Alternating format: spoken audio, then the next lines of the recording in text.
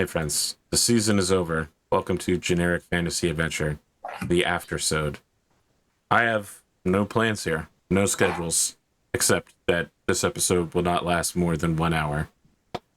We're here to talk about whatever the audience and the cast wants to talk about.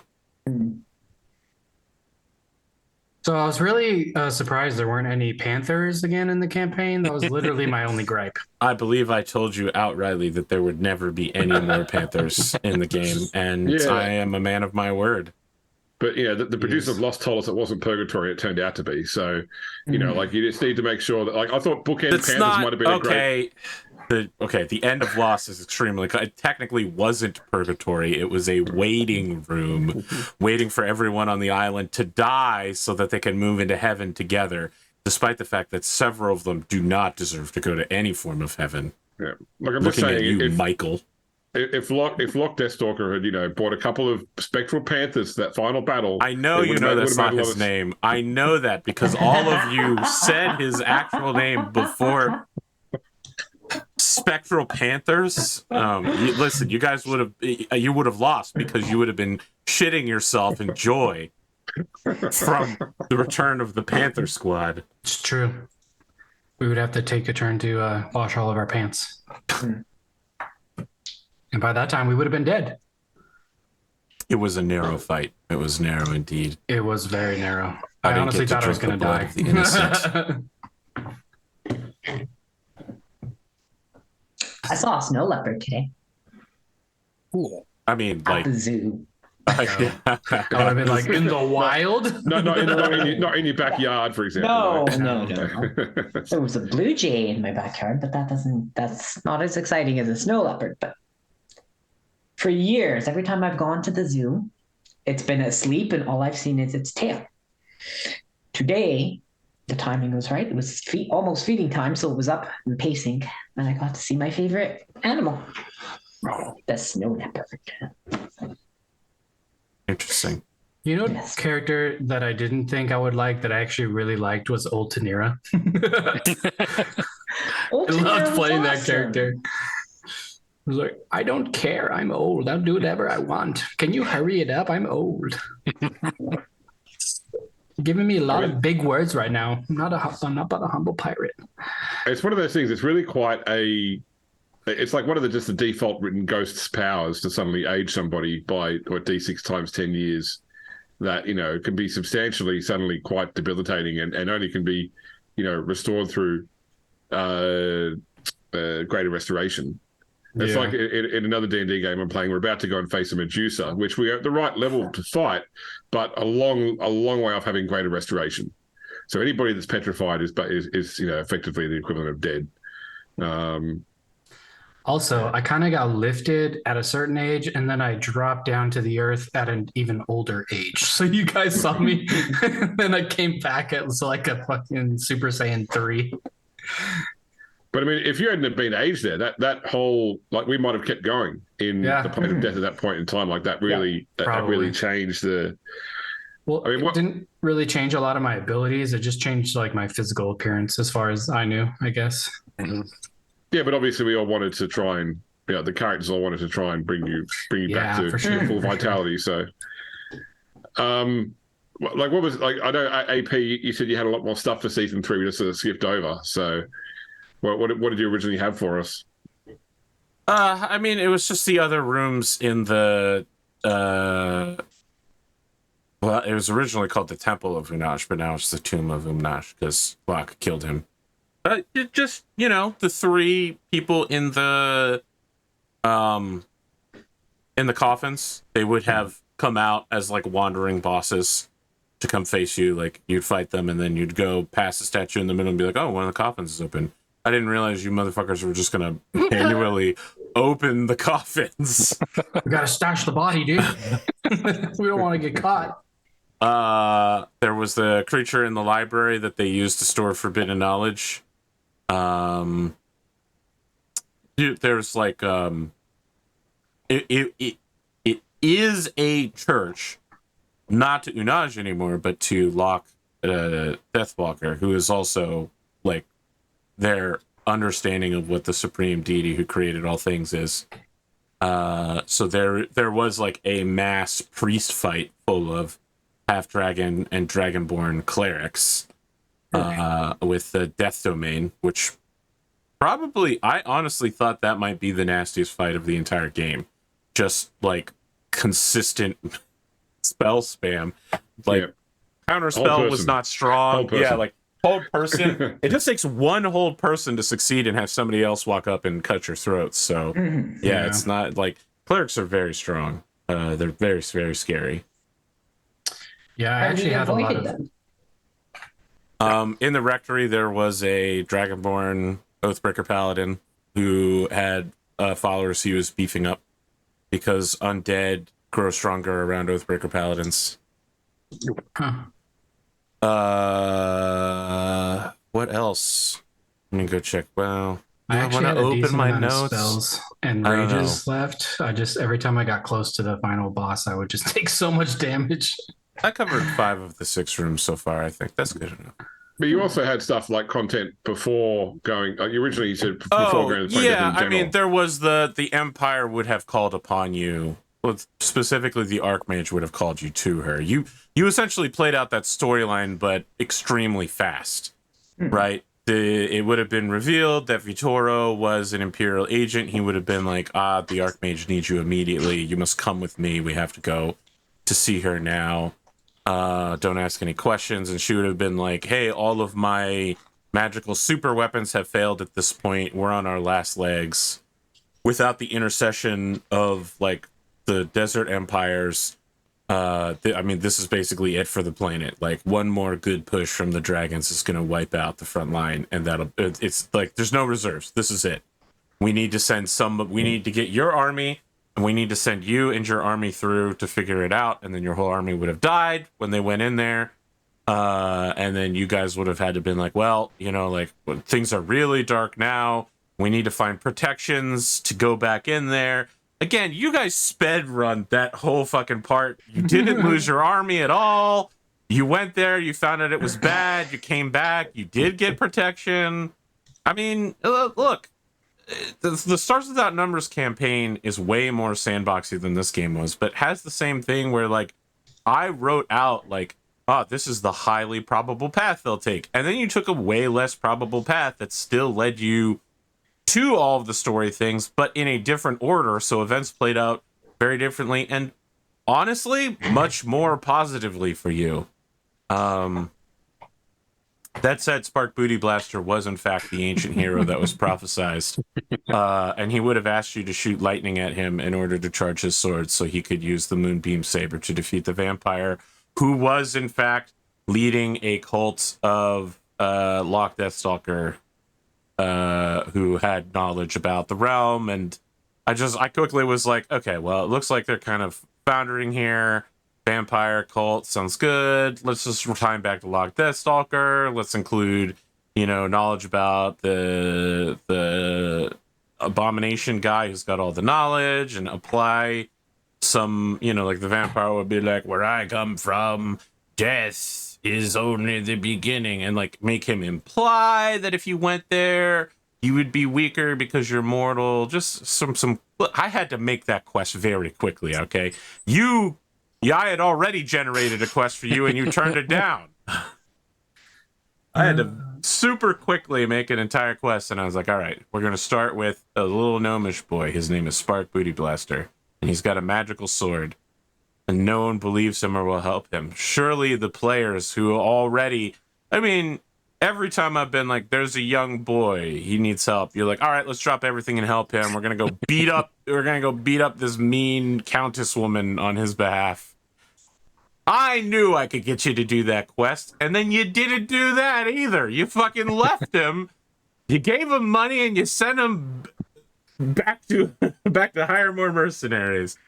That was Jesus, so fucking wild. I wish I had a physical map of you guys. It's just a big burnout. You know, most adventures, they proceed linearly, and this is like it's like the Scooby-Doo of D&D games. They're just going in and out of doors. Yeah. Yeah, like the old Scooby-Doo with Casey Kasem, Yeah, not the newer yeah. ones. Yeah. All right, James. I feel like that did answer your question to some extent. That was the additional content. There would have been a army battle, like strongholds and followers battle at the death hole that, you would have won easily and then gone through and your troops would have all just started dying and becoming skeletons and shit. It'd be like that sometimes. I got a question for everyone. What's everyone's most memorable moment from the game? Probably dropping from that height and not dying and landing in that 3-point stance. It's pretty sick. I thought that was definitely another instance where I thought I was going to die. Thank God for slow fall.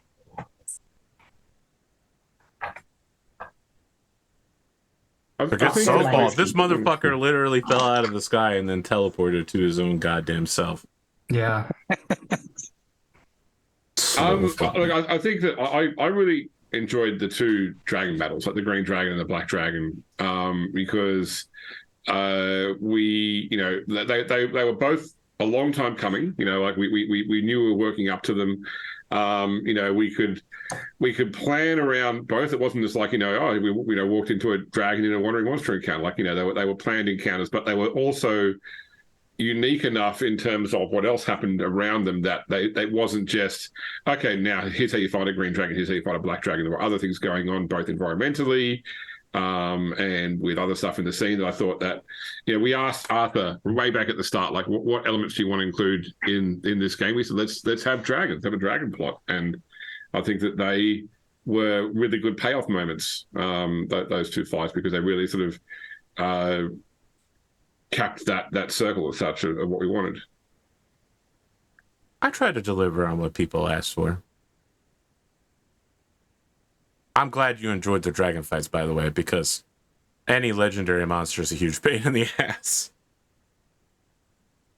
With all their I can interrupt the turn order bullshit. Mm-hmm. Yeah. I think I really like Dr. Lansky and Virginia. Oh my like God. that dynamic was just awesome. He'll always be a piece of shit. Oh man. What about you, Andrew?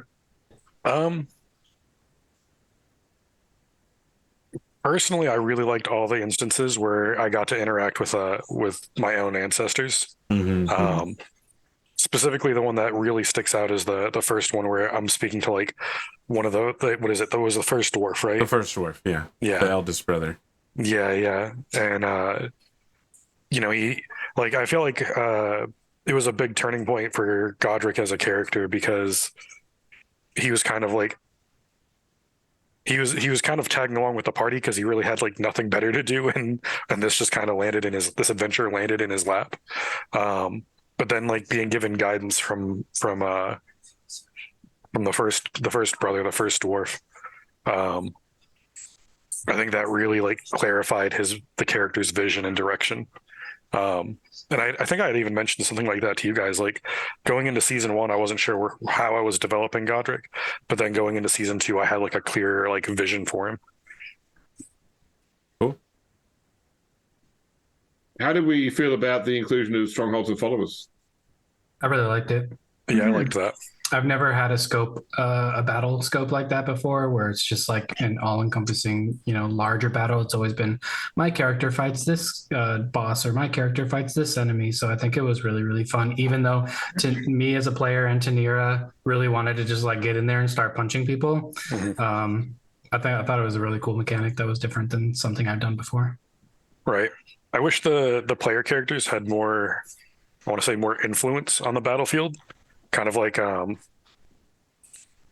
hero character in like something like Warhammer or like the tabletop games. Yeah. But I think the thing I really enjoyed about it was the base building aspect and how it essentially took all of our money. We were at a point where we were so wealthy that I was like, that I was looking like we could just start a logistics company. Like, screw this, let's retire. But then it was like, well, we can upgrade our base, and it was like, okay, well, let's upgrade, and then all our money's gone. I'm like, oh man, Yeah. it was such a good resource for handling like income and money, because at a certain point for characters, money doesn't really become an issue. It becomes like it just becomes a number on your sheet that has no real value. Yeah. And Yeah, I think having the base to upgrade and bring about like now we're maintaining like a city state really Yeah. like, I think as far as like the money and that is all concerned, I think it made it more fun for us just because, like, yes, we would get a large sum of money, but we had something to put that into rather than always being given like 5 gold or 10 gold for a thing and having to really save up for that. We could really just kind of set it aside and be like, okay, we're going to build a bathhouse or something, or we're going to build a guild. So it's like, yes, we have that a whole bunch of money. And at a certain point, I was like, I don't really have any magical items that I really want to buy. Like, it doesn't really interest me, so I'm able to like build things for the town and for the people and like give that kind of money back in ways that I probably wouldn't have if I had like a smaller amount of money given to me, where I would just be like, okay, I need to buy supplies, I need to buy magic rings, and it really took us out of having to be in shops a lot, because then we could just dump it into the keep if we really wanted to. I mean, this is why MMO companies hire economists Yeah. to run the game's economy, because in a traditional MMO, like if all you're doing is getting gold for quests, the economy is constantly growing because people will then go and spend that gold in auction house, which goes to other players. So you need to put in money sinks to prevent inflation. And I think that from a D&D perspective, you know, when you've only got a few hundred gold, you're thinking about what piece of gear do I want to buy, what magic item am I saving for. When you've got 100,000 gold, it's hard to find sinks for that sort of level of money. So I don't know, AP, like we got paid, I thought an incredible amount for that, for the caravan mission. Was that to give us the funds necessary to make use of the strongholds and followers mechanics? To some extent it was, but it wasn't like I was going to force you to. You guys went pretty hard on strongholds and followers. Yeah. You guys bought pretty much everything. If we hadn't have done that mission and got that money, we wouldn't have been able to invest in a lot of the costs. There would have been something though. There would have been something to earn a big pile of money to kickstart the tower. Yeah. I mean, I found, and this is more of a critique of the strongholds and followers system itself rather than its use in the game. Other than bringing in NPC entities and therefore military units, I didn't see much representation of what our upgrades did on the battlefield as such, you know. So I wasn't sure how things like the defenses, the wall, etc., factored in. Other than the fact we just had a single entity that was the keep, which had a certain number of hit points. I mean, to that extent, though, you really didn't do a lot of fighting in the keep, with one notable exception. We pretty much defeated most of them before they even got to the gate. That was your plan, though, was to sortie out and stop them from coming in. Yeah. right. Which historically is usually a good plan. I agree with Bearded too, that there's a few game systems I play that have really nice mass warfare systems. Probably two that come to mind have been the Chronicle system that was the old Song of Ice and Fire RPG and now is Sword Chronicle.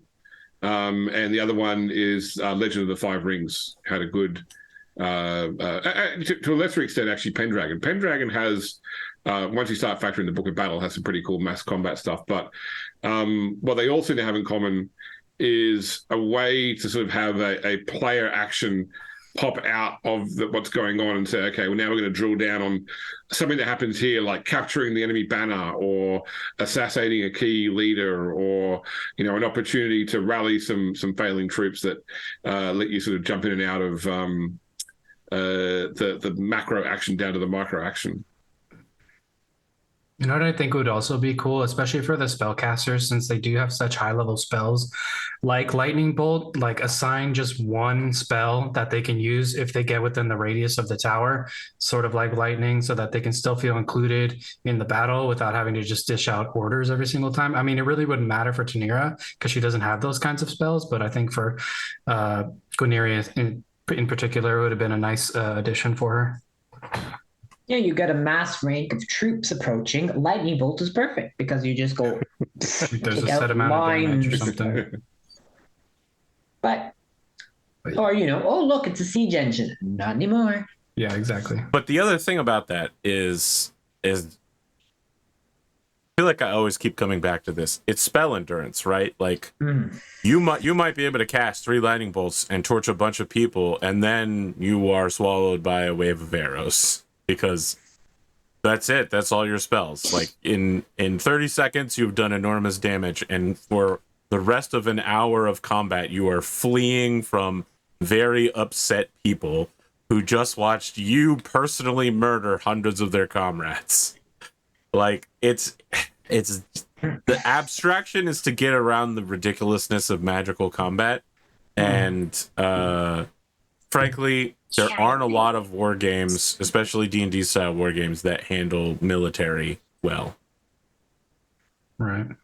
I mean, one of the things about actual military warfare when it comes to resources is that you don't know how many resources your enemy's got. So if someone's thrown 3 fireballs and killed, 50 guys, you don't know they can't throw another 10 more fireballs. Well, you do know that. You do know they probably can't throw another 10 unless they're very, very high level. Like, this has to be a studied topic, right? There have to be wizards who have put out pamphlets about how other wizards operate so that their own side knows, like, oh, we see that, the best spell he has is Fireball, so he's probably 5th level. And then, he has a limited number of 3rd level spell slots.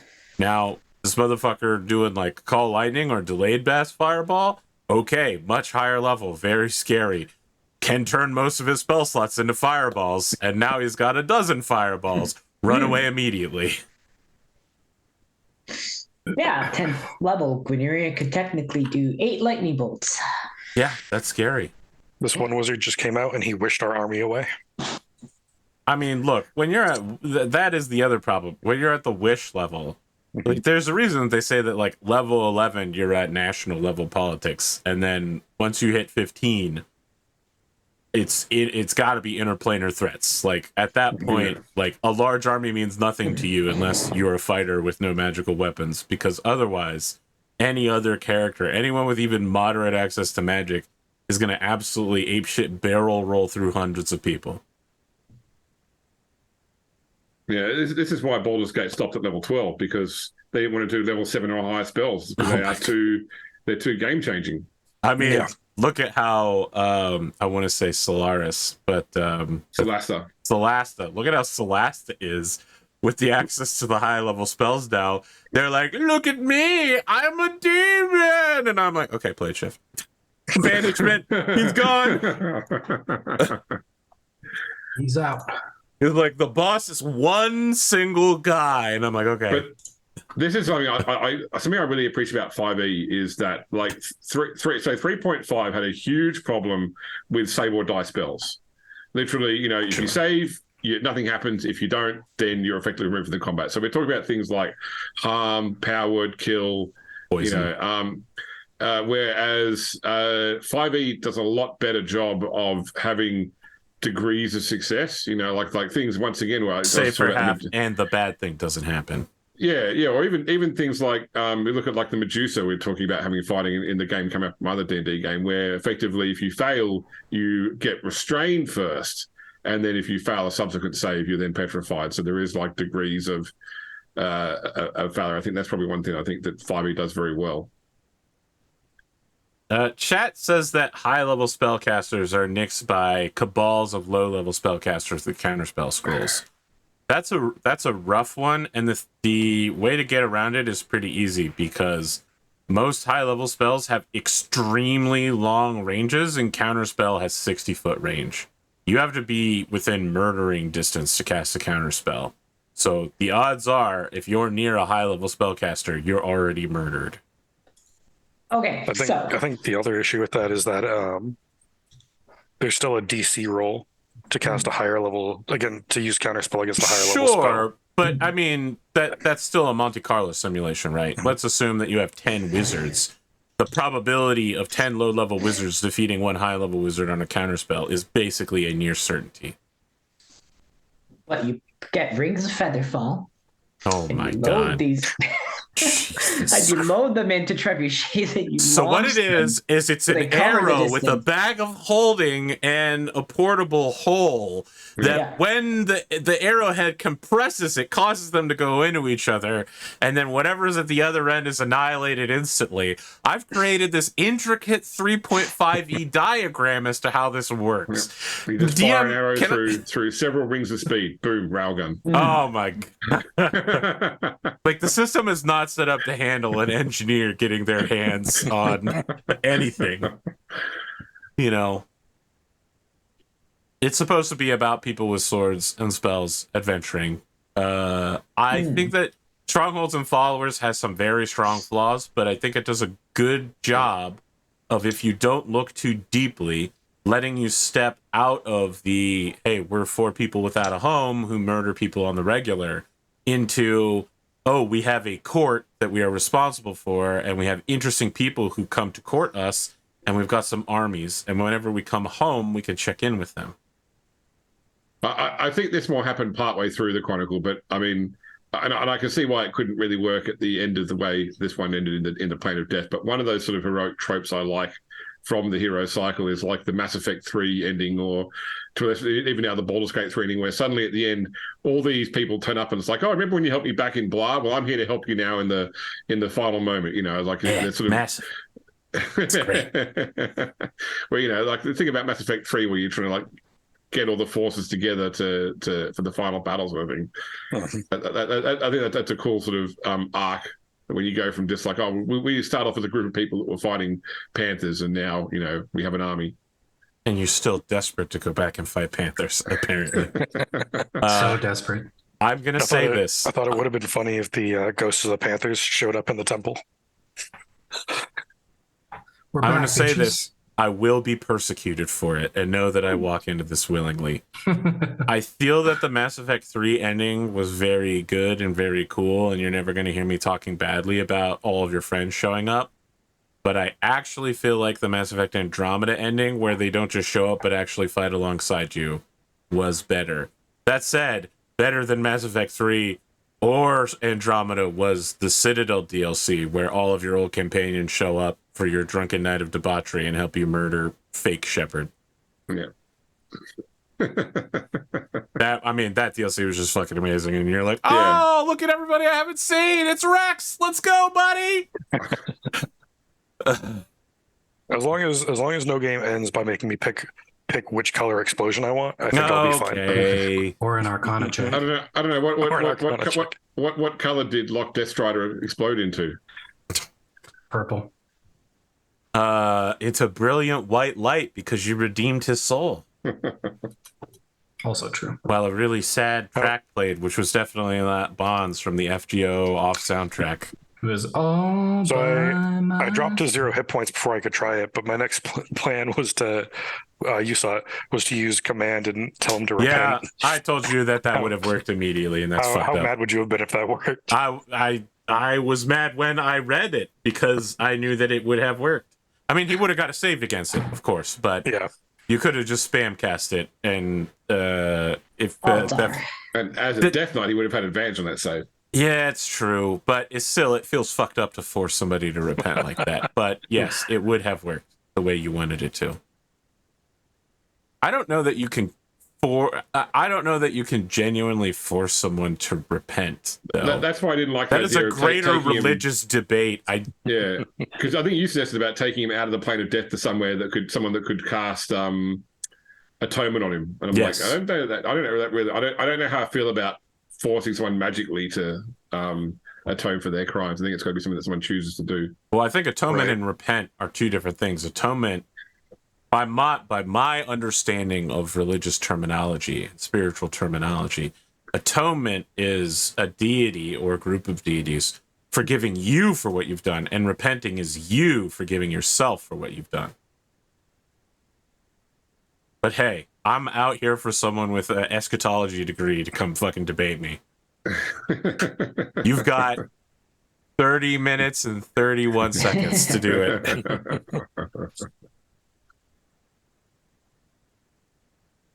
How do you guys feel like your characters evolved throughout the course of the story? Do you feel like Wonderful. your characters actually like grew, or do you feel like you were kind of uh I don't know. I mean, like, how do you feel like you developed? Was it more than just levels? A lot of the characters that I had developed into like sort of um nutrients for nearby plants, insects, vultures, carrion. Look, I, yeah, Laura. okay, I was thrilled. I mean, instead of just, oh, I'm a bard, and I didn't want to play the stereotypical bard that runs around and charms everyone, and I wanted to be, bookish, library-ish, but eventually became this, I don't know, a avenger of an elvish nation, really, a spiritual leader. I really saw a fun progression while still maintaining the core of the character so that, yeah, she was still this using too many words and being a little weird to, prove when people were doing stupid things. My favorite scene for Guineria, though, was when we were on the caravan and she noticed that cheating was going on. And she was With just, the half elf twins. yeah, Okay. yeah, right. And she does something magical, and everyone's like, well, yeah, okay, but that's magic. It's like, oh, does that mean using magic would be wrong? Like she, like just a little morality, but doing it in such a way that was not straightforward, not like you did something wrong, but being weird like that was just, I don't know. I It like was that. It was very fun. Quineria's character, and I felt like in that moment you really kind of embodied who you wanted her to be. And I Yeah, think that's why you liked it.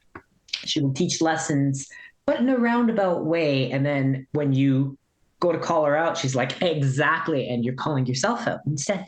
I like it. Yeah, there were a lot of great moments on that caravan. One of the moments that I really think that I took all the skills that Tanira had and really implemented it was that turn where I like jumped off onto the sailboat, threw a couple guys off, jumped back onto the horse, kicked that guy off, and like went down to save whoever was falling off the caravan. I think it was Gwen. The caravan fight. Mm. Jesus. So I guess was good. going back to the question of character growth. So so the players here will know that when at the start of the campaign, I did up like a little background sheet for Kithrix and Home Brewery and sent it around. And I actually kept that Home Brewery updated as we played through in terms of like updating the stats. And I was looking at it after the campaign was done and thinking like, oh, I could type out, what happened to Kithrix during this time and, throw it onto the Discord and say, here you go, anyone wants to use Kithrix in their campaign, here's the background stats, not that anyone actually. I think it's very egocentric to do that. I think anyone uses anyone else's characters and those sorts of things. It's like when they put up the critical role carriers. Anyway, I realized from like reading through what I'd written originally that there probably wasn't a lot of character growth around Kithrix other than going from, and this is sort of the arc I was playing for, someone who was very much an outsider and a loner within their own community, going to someone who then has built a new family around themselves, basically. That was really her arc. But I think a lot of that then was also tied to the arc that AP established with Sparky. I mean, he obviously went through multiple different sort of stages of his own social development, and then we played off that too. Yeah, I can say I feel kind of the same for Godric. I don't think he had a lot of character growth aside from like, I guess I originally envisioned him kind of being like closed off and standoffish, and I think at the end of the campaign he fully recognized like the party as kind of like his found family. I don't think there's I don't think he had like too much serious character growth. think you did though. I think every time you summoned one of your family members or had a cutscene with one of your forefathers or whatever, I think there was some spiritual and kind of mental growth that Godric went through, even though if it wasn't physical or anything like that. But there was definitely an easing of your mind as far as being outcasted from the dwarven society and kind of going on your own, and still knowing that there was people there that would support you, kind of thing. That's true. I guess I never thought about that aspect of it. I guess I probably was too far into I finally get to be a player as opposed to a GM. Yeah.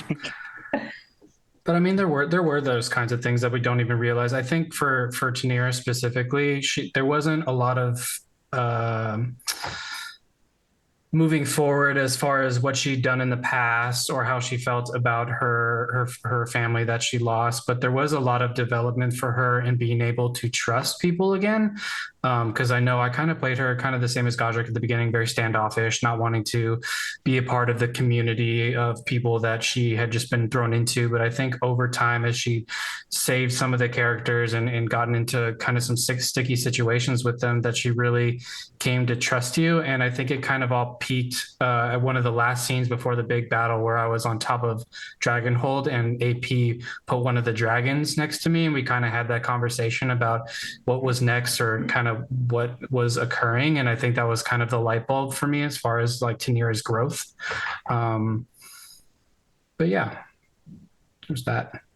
Bearded, I don't want this to come off as an attack, but this will always be a classically funny moment for me, where early on in the campaign, people were like asking you like, what's your name? What's your backstory? NPCs nearby were begging you for it. And then later on you were like, no one's ever asked Tanira's name, but James just immediately like, plenty of people have asked her name repeatedly.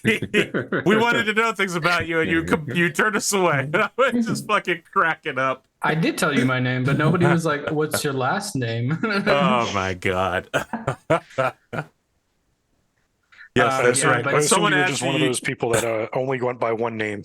Yeah, exactly. I mean, if somebody did ask directly, it was in my backstory that's kind of the pet name that my husband used to call me, and my actual name was something different. It had a first and a last. Oh wow! So I really enjoyed that name, and she kind of just kept it as kind of a reminder to him and her path and where she needs to end up or where she was going. That's both sad and kind of sweet.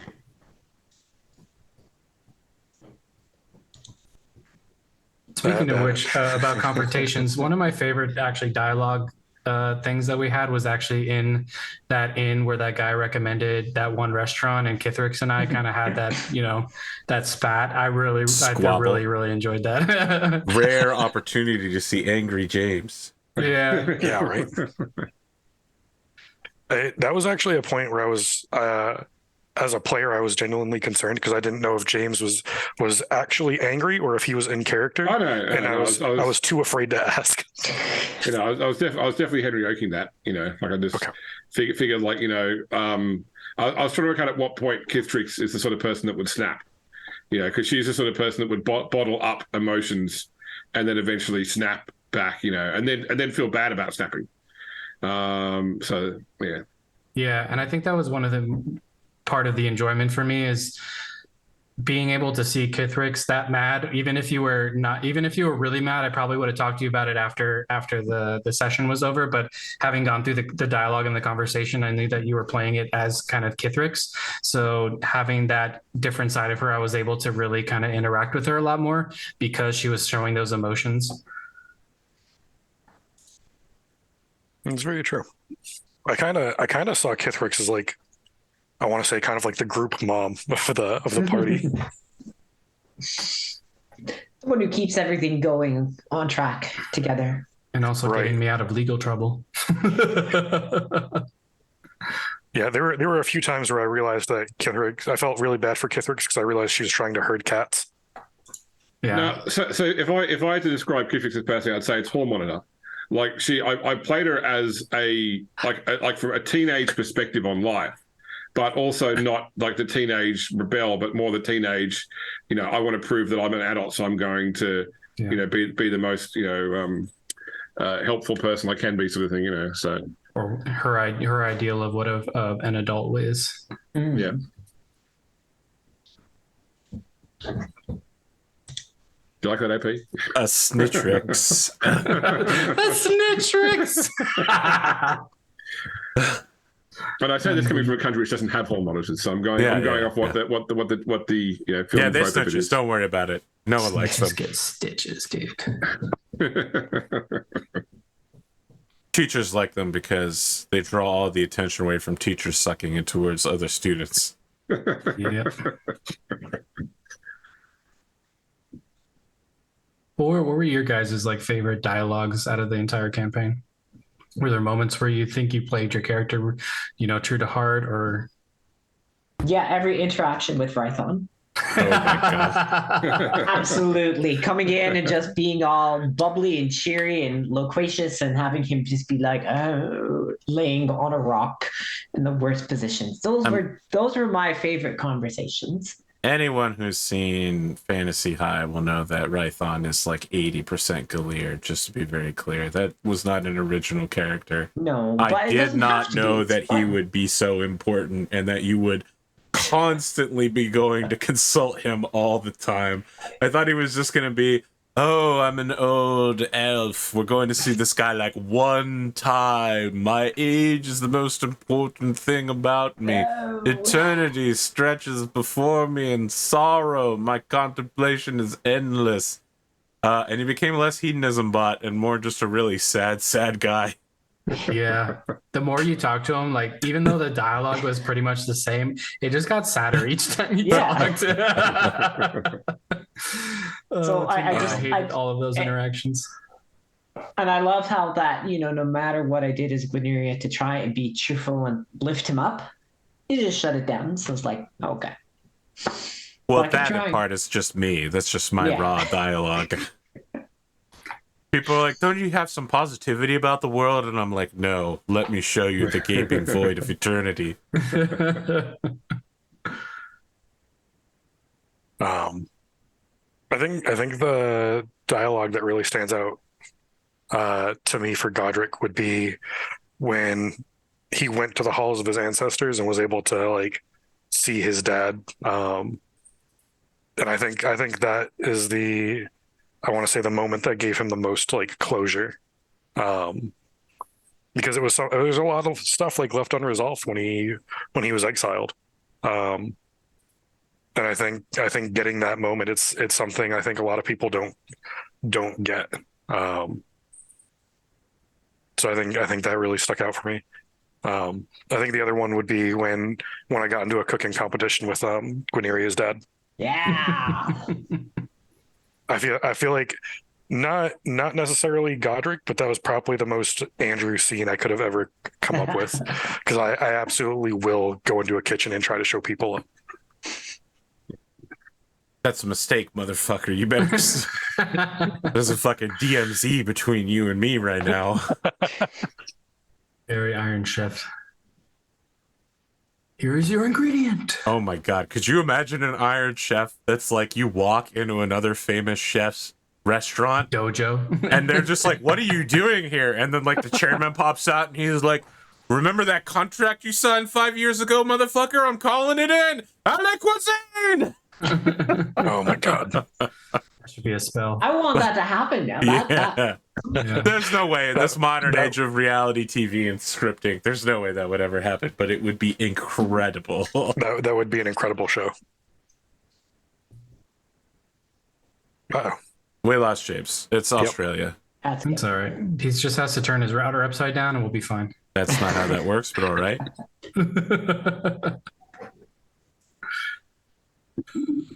Yeah, we're only 10 minutes left, so Yeah. There's 4:15. 16 minutes Plenty and of 10 time. seconds. That's until the ads Were there any battles that we all fought that you enjoyed the most out of them? It's enjoyable. I mean, I'm gonna be honest, the final battle being able to just do waves of AoE and damage. Like, I guess I could have really went all in on one person in the party, but the thing about D&D is that like if one person goes down, all it takes is literally one person just being like, and heal, and they're back up on their feet, right? Like you have to overkill the shit out of somebody, Yeah, to put them down permanently. So I mean that's really the secret of D&D battles. I'm gonna reveal it behind the scenes. The secret of D&D battles is that it's very, very difficult to put down a whole party. It's very easy. Sorry, it's very difficult to put down one person. It's very easy to put down. Well, it's easier to put down a whole party. I'm gonna be honest with you. That the first like 5 attacks that he implement, I would have been dead. Like if Godric hadn't taken those, I would have been dead. Yeah. So easily. Yeah, I went in there a little cocky, thinking like, okay, he's gonna be strong, and then we kind of like James said it out loud, but like we kind of deduced that like he was a Death Knight, and I was like, oh, okay, so he's probably gonna land at least half of his hits on Godric because I had like a 23 armor class, and I think if remembering, I think a Death Knight has like a +4 to their attacks. It's like a +4 or +5. No, it's much higher than that. Yeah, but I was like, okay, so I'm thinking he'll probably he'll land at least 50% of his hits, and then you had that one turn where you knocked me prone, and I was like, oh well, this isn't going to end well. Yeah. Well, I think the bigger thing was that I don't want to say I would put a hand behind my back, but when you hit him at 100 HP and he went to legendary, his main attack was his 3-point legendary attack. I think that he gets 3 of those attacks if he attacks regularly, but again, I was looking to damage the whole party, so I was just throwing his AoE spells out, and then his legendary action was beat the ever-living shit out of somebody. It's what CR 15 Death Knights, I think.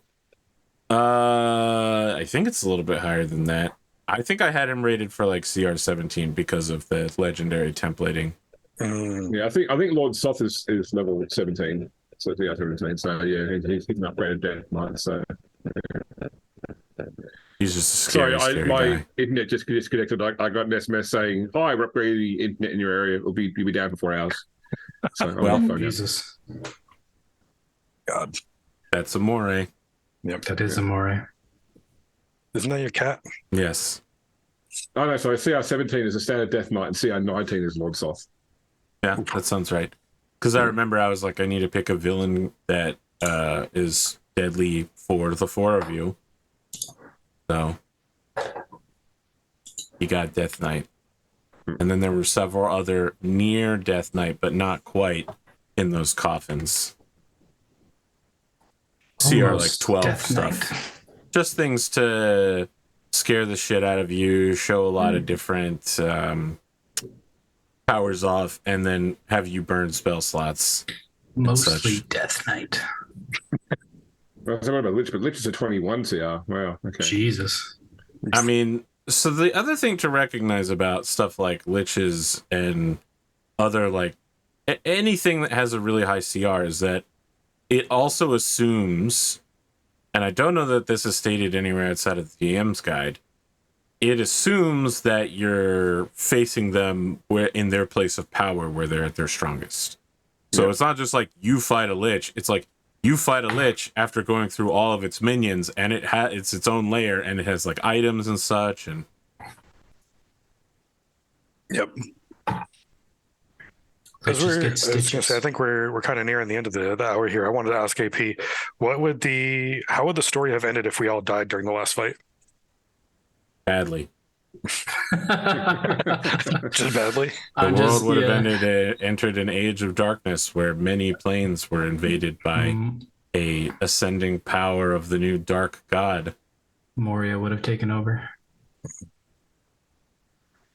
Now that it has ended, what do you think your guys' characters are going to do after the fact? I know what Gwyneira would do. I think that she is going to stay near Dragonhold. I think she's going to become the spiritual leader of her people. Makes sense. Yeah. Would you then take go up? after that. You guys would take up a residence in Dragonhold and kind of just build that up. Yeah. Mm-hmm. Yeah, I don't see Kittrix leaving this group. As I said, it was all about building up a family unit. So Mhm. Yeah, I think the same for Godric. I think he'd essentially established his church and was starting to get like dwarven delegations to come to the Dragonhold. So I think he was at a point in his life he was ready to plant roots and just preach. Makes sense. what about Tanira? think, Does she stay, or does she like Kane walk into the wind away?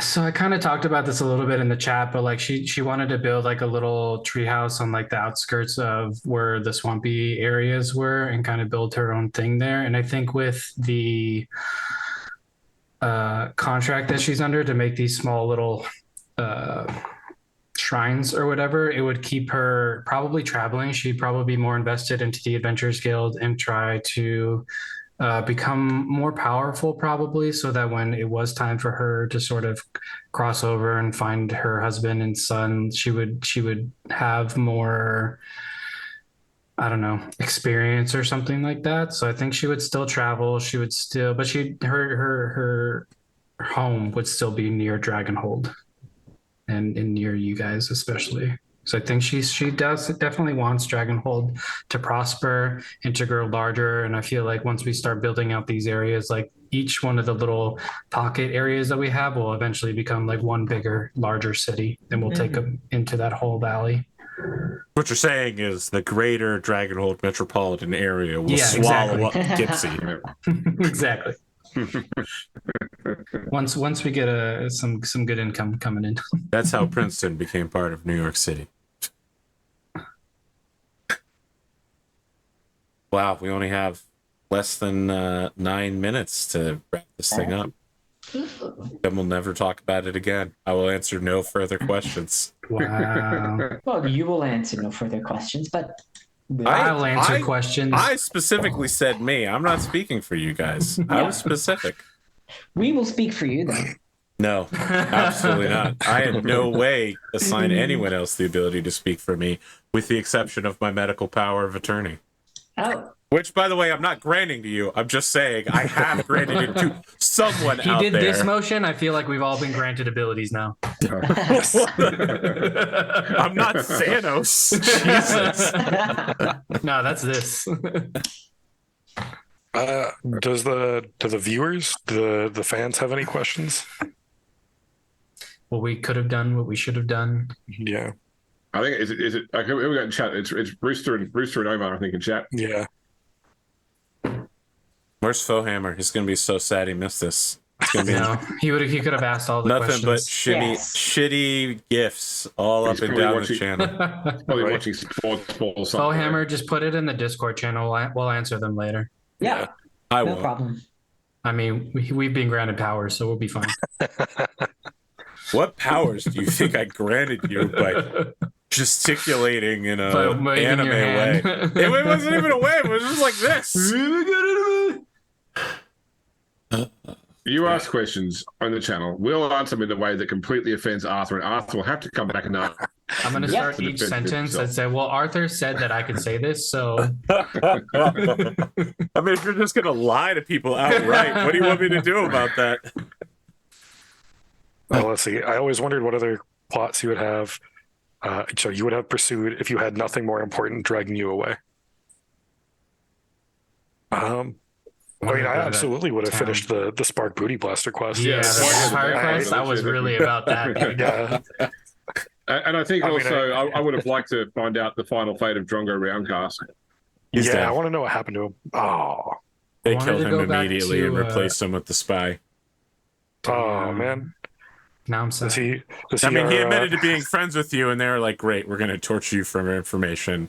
We're going to use magic to get you to confess, and then we're going to murder you and replace you with a spy." And all he could confess was that he fed us once. Yeah, I mean, he said he knew you. He didn't know you that well. No. He's our campaign's rapier. Yeah, I guess from Just a not certain as point interesting. of view, he was popular with the players, so yeah. He was the vendor in Mechanicsburg, right? Mhm. Yeah. He was the best. He was the guy on the elevator that gave you guys Yeah. dwarven and With the food halfling cart. food. That was Yes. also another one of my favorite moments. I love that.